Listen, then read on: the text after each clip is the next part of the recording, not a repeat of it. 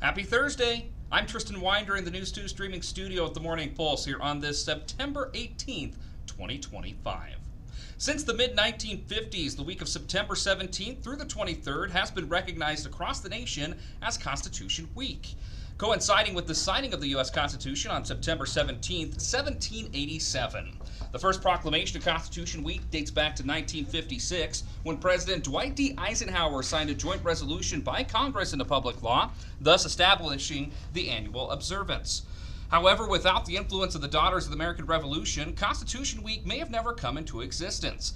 It was the Daughters of the American Revolution that petitioned Congress in 1955 to set aside September 17th through the 23rd as Constitution Week.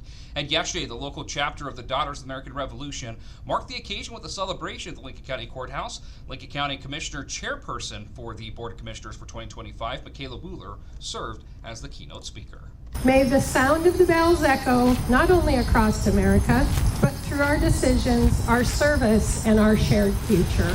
Here in Lincoln County, the Constitution is not just a historical artifact, it's our operating manual.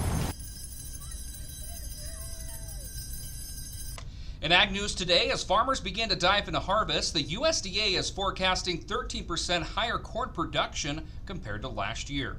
A new report predicts that U.S. corn production is going to hit 16.8 billion bushels. While it's a lot higher than last year, the forecast is down slightly from last month. Meanwhile, soybean production is expected to decrease by about 2% from just a year ago.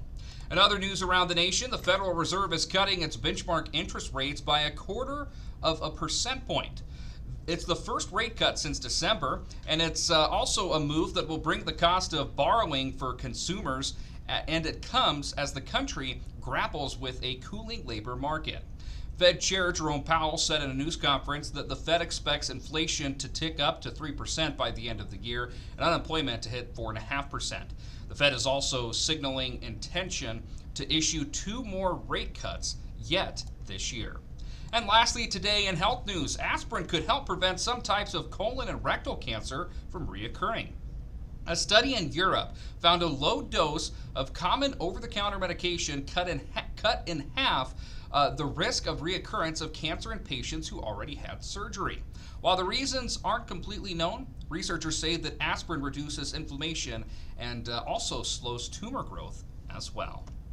Rounding out the Morning Pulse here on this Thursday, September 18th, with a check the 7-day forecast. A cooler day for us today. Temperatures in the upper 60s, warming up into the mid-70s for us tomorrow. We'll hang out in the mid-70s for Big Red Game Day on Saturday as the Husker football team looks to stay undefeated and take on Michigan down in Lincoln.